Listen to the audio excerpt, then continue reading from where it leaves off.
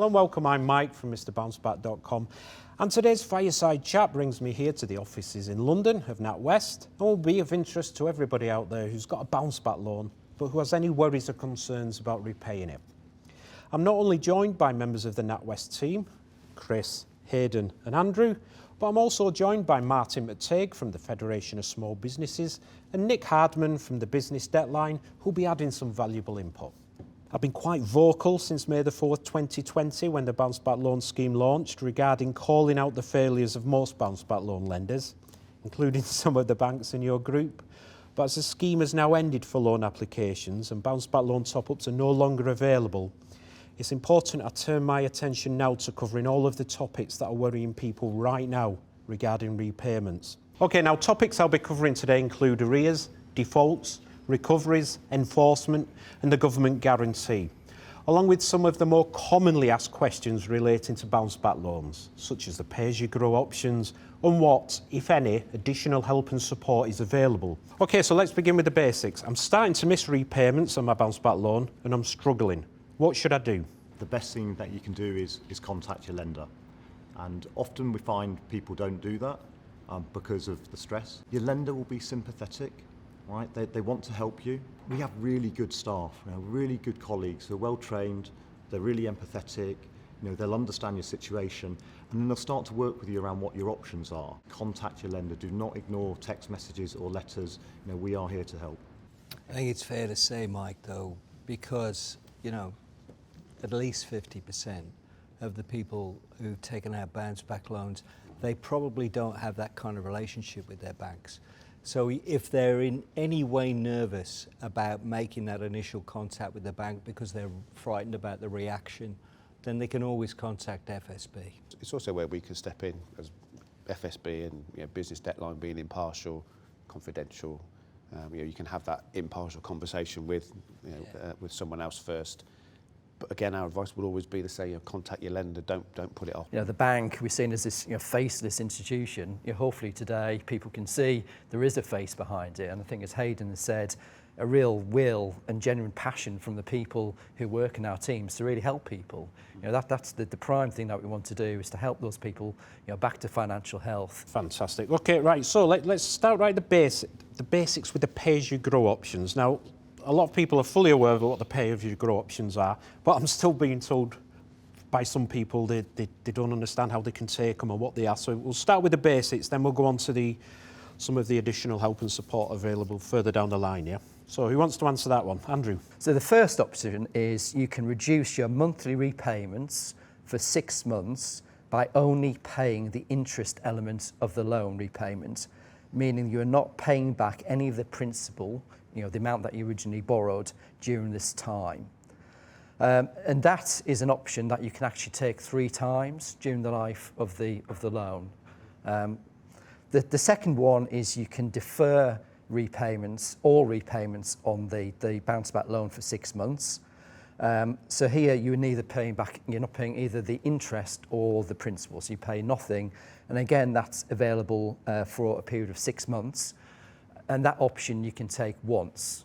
So you can have a capital repayment holiday 3 times, but you can only have that one where you don't pay anything once. And then the final option is you can extend the term of the loan from 6 years to 10 years. So you're spreading out those repayments over a longer period of time. And the interest rate remains exactly the same over that period of time, remains at 2.5%. But there will be more interest no matter which option you take or in what order. On the NatWest website, we've got a calculator where you can put in, work out what your pay-as-you-grow would be, what it would mean for your repayment. So I'd encourage people to have a play with that.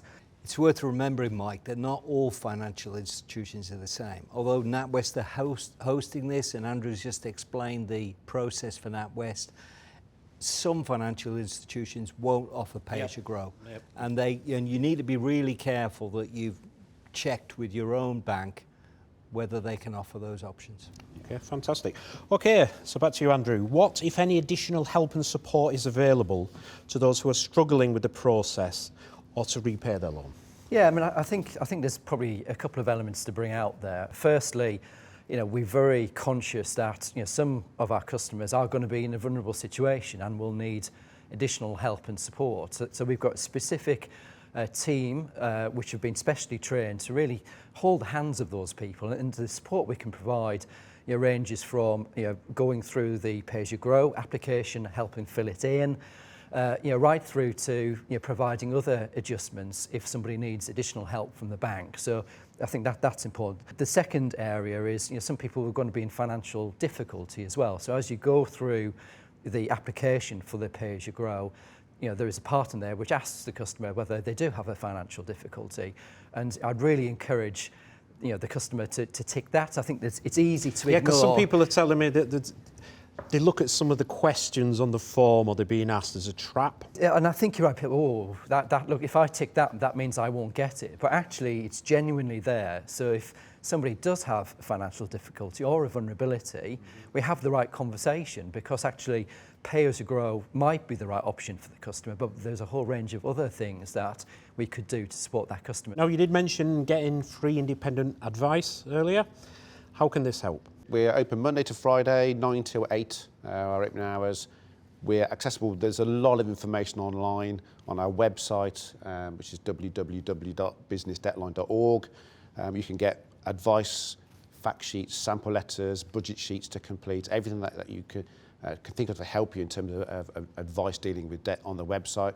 We've got our web chat service that you can speak to an advisor. It's a real person, it's not a bot. I know a lot of self-employed people don't think they're in business, right? So they may be, and I think it's a great service, but remember that service can help people who don't necessarily think they're in business because they're self-employed. A lot of people are trade out of their personal accounts as well. So because they're not trading out of a business account, they think, oh, I can't come to these guys. Absolutely go to these guys. 2/3 of the people that call us are exactly that. They're sole traders, your taxi drivers, your window cleaners. Those are the people that the service is predominantly aimed at. It's the small business. Okay, let's head over to NatWest again. I'll ask you another question here. How can the lender help if borrowers are missing repayments on the bounce back loans, and what can this specifically do? So Mike, I'd reiterate what I said earlier, which is make sure that you contact your lender. So always the first start point.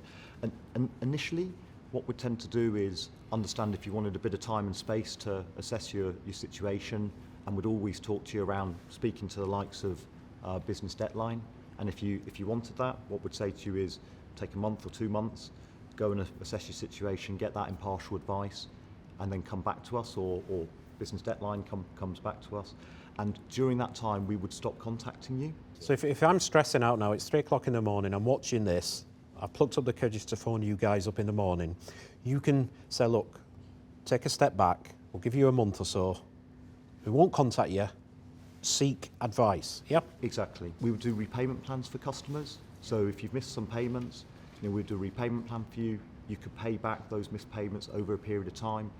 That's beneficial because it means you're not trying to pay back a lump sum of 2-3 missed payments all in one go, so spread it out over a period of time.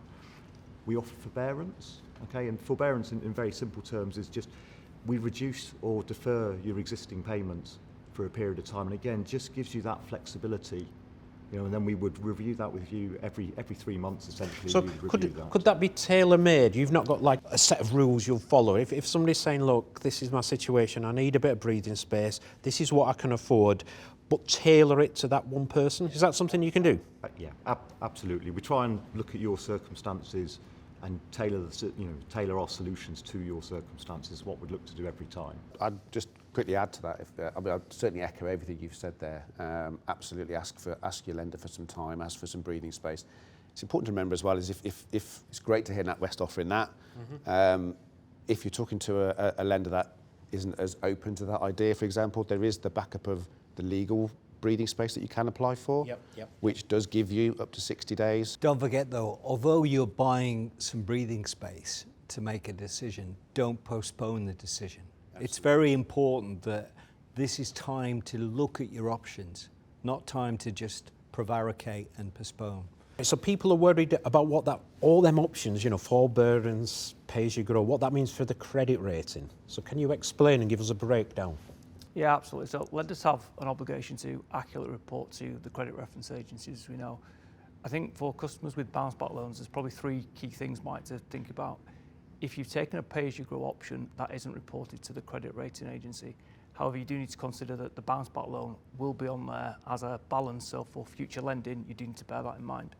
Second thing is if you've had missed payments or late payments, those will be reported to the credit reference agency and impact your credit file. And then the third and probably the most key point is, as with traditional lending, if you've had a default notice served, that does get registered on your credit file and it stays on there for 6 years. Is that on a personal credit file for a sole trader?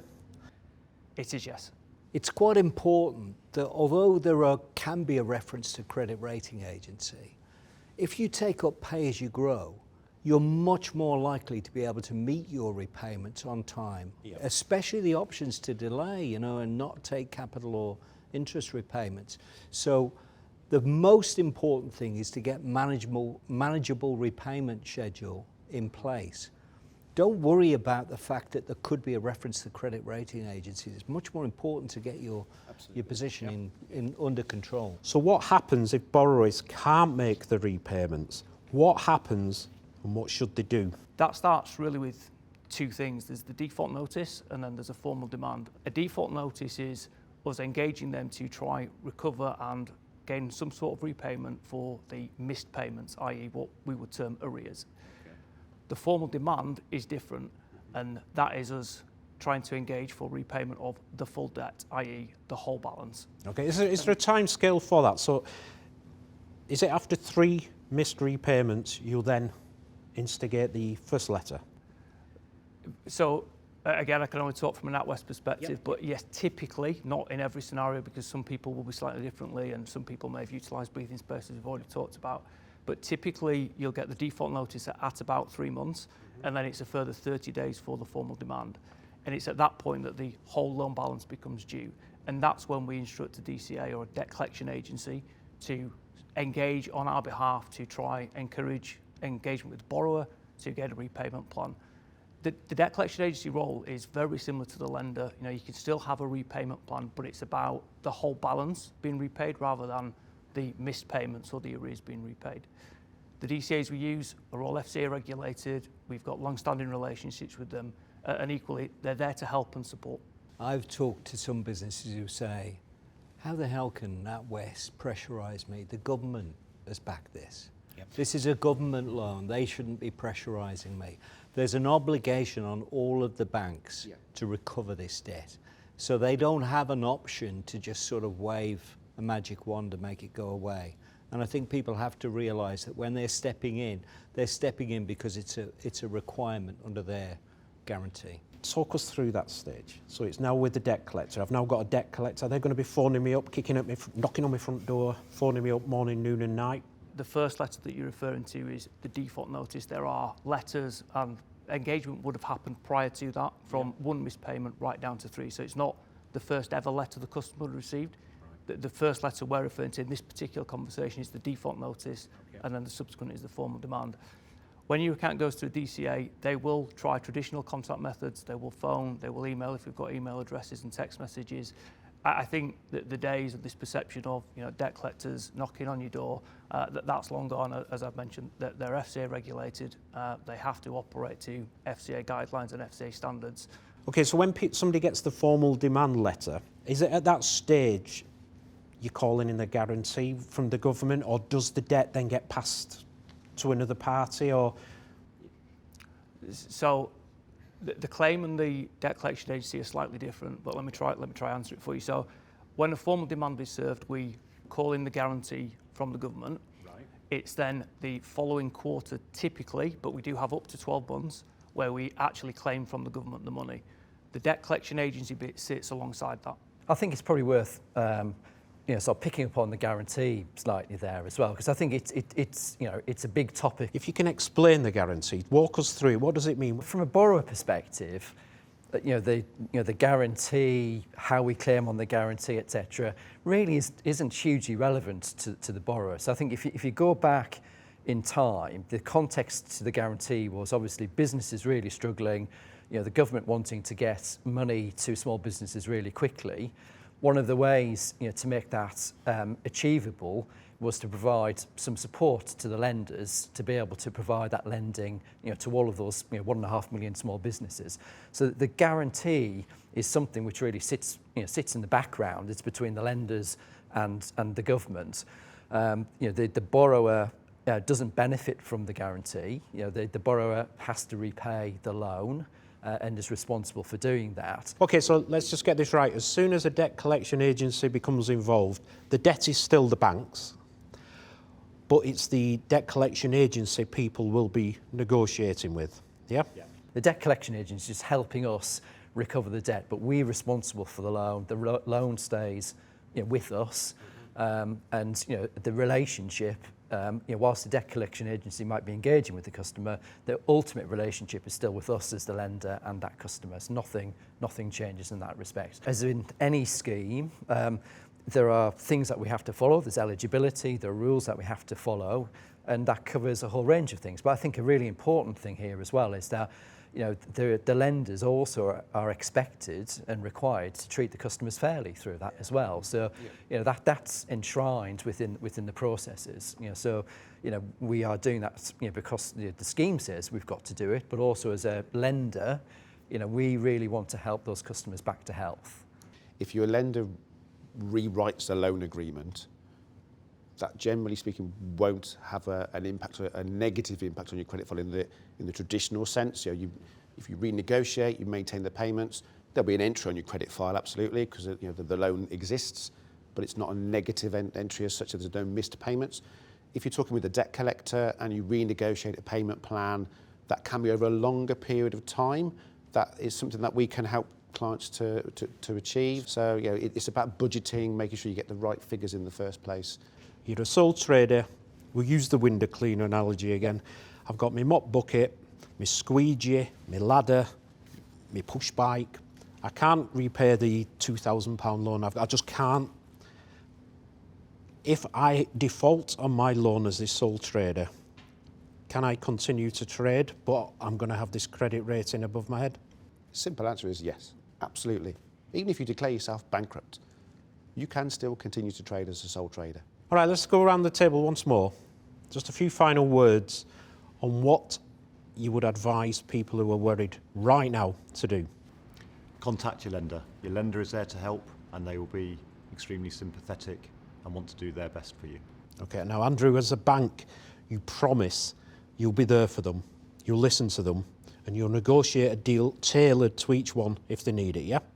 That's right. I mean, I think I'd not forget the pay-as-you-grow options, because I think they're there. There are some good options there. They don't impact a customer's credit file if you take one of those. So I'd have a look at them and get some advice and speak to the bank if you're uncertain.